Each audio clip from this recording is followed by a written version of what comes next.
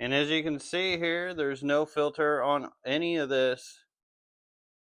It's been a while. Time to update you guys on the Paludarium. Show you guys how it's been doing. Let you guys know kind of the cycle of it, really, and what all's in it.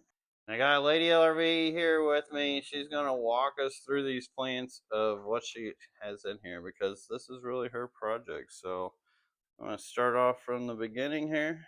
Yes, we will. Which we have a 40-gallon, 60-gallon, and another 40-gallon. Right up here, we've got a Cebu Blue Pothos growing up and out.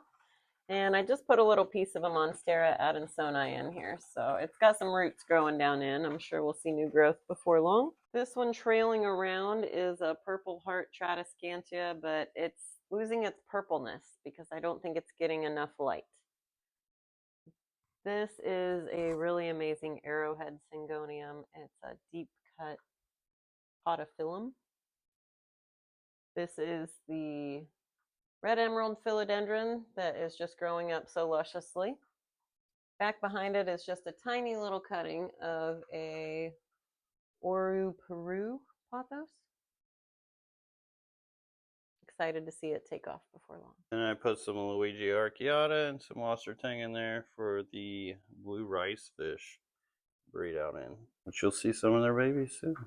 Cool thing about this Red Emerald Philodendron is its root system is what's trailing out here, and it's pink.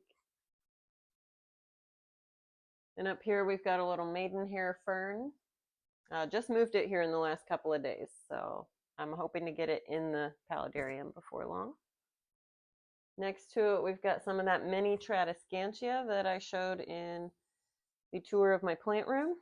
This is more of the green version. I think when it doesn't get as much light, it goes a little more green instead of a little more variegated with more purple. We've got some pieces of green pothos in there that are starting to grow up. And next to it, an angel wing begonia. This is a little cutting of that Swedish ivy that's growing up to the top. Just hit the rim there, so we'll see how it does, if it decides to stay in or grow out. This one is a crocodile fern. Again, just moved here in the last couple of days, so we'll see how it likes it. They really like moisture, lots of moisture, so I'm excited to see how they do in this environment. This one is the Benigo pink begonia. I love this thing. It gets very kind of silvery in the light. Spider plant that's propagating in here. And then I tried a little piece of an air plant. It's not completely dead, but I'm not real hopeful. It's been in there for a very long time though, so it's looking crusty. Yeah. But then we've got a Zabrina Tradescantia, my little favorite. It's just very glittery and fun. There's also another Tradescantia. I really don't know the name of this variety, but it's like a two-tone green. This is a little mini Tradescantia too. This one's white and green, as you can see. Just put that one up there a couple days ago too. So excited to see if it takes off as well as this purplish one did. And in this one, we got the Dalmatian Molly Redtails, as well as some Subwassertang. Being kind of skittish here, like, why are we on camera? I think it has something to do with the way that the camera lenses actually flash. Dalmatian Mollies never do like it when I try to film them. So this two-tone green Tradescantia has crossed over from the other tank here. It's actually down in the substrate on the other one, but just kind of sitting on top and growing in the water here. And then beside it is a little Yucatan Princess Alocasia. Brand new little baby I stuck in there. It seems to be doing well. Another green pothos cutting. And this is a little black velvet begonia baby. Here beside it, we've got some grass. That came from the yard, didn't it? Yep. It just sprouted up out of the sand substrate here, and well, there it is. Which all the sand in this Paludarium is actually from the yard, and that's why we ended up with the grass. Here in front, we've got a peace lily growing pretty well. They really grow well in water. I always had trouble with it in soil, but in here it's doing phenomenally. And then we've got a little golden pothos growing up and out. And I just recently added a piece of this Camposortum philodendron. It's got a big, huge leaf and its node down there with all the roots. And then here's its little vine growing up on the top. So she's just about to spit out a new leaf, and we'll see where she trails to with time. I love that root cluster on that. That's awesome breeding ground right there. And for the fish in here, we've actually got the platinum rice fish babies, the blue platinum rice fish babies. So I pretty much hopped all those parents that you saw in that first tank out from there, and then the babies popped up. Threw a little subwasser tank in there for them. That way, give them something for future breeding. And as you can see here, there's no filter on any of this. And for the most part, the maintenance has just been top off. No water changes. We did end up with a little bit of diatoms here and there that I did scrape off once. Only in that tank is there still a little bit. The other ones, seems like the diatom phase is over. And pretty much that scraping and top offs has been the maintenance for this whole centerpiece. So as far as care goes, this has been super simple. Hasn't really taken any time besides the actual setup.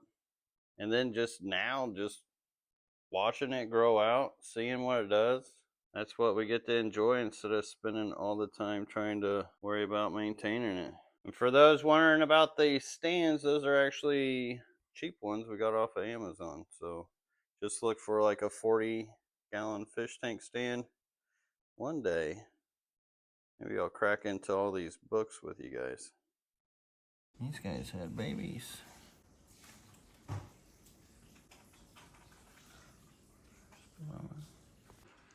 So it's actually been a couple weeks since I shot that footage, and quite a few things have changed already. If you can see, the growth is coming out nicely. Added some Vallisneria in here as well, kind of help it pop. Got the plants up top. You can see, now I got the platinum rice fish in here because I got babies of them in here and in there. So I'm gonna let them grow out, probably put them together and just keep moving these guys around. Keep breeding some rice fish. But absolutely loving this. As you can see, the lights need an upgrade. I don't know. I mean, they're working really well, but what would you guys recommend if you were to change it? You do get some funky stuff that grows in the soil from it being wet, but I don't know, it doesn't seem like an issue. So we'll let nature.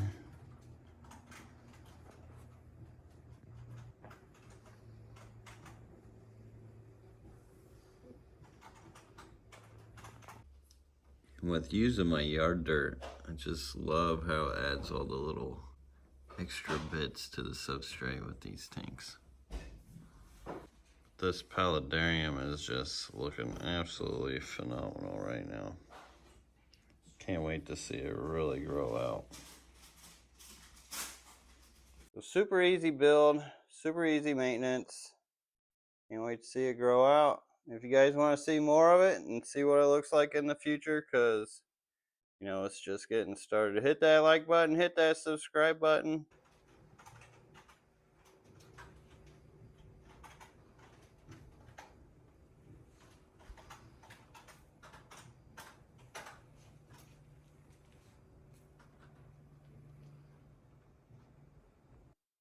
See you guys on the next one.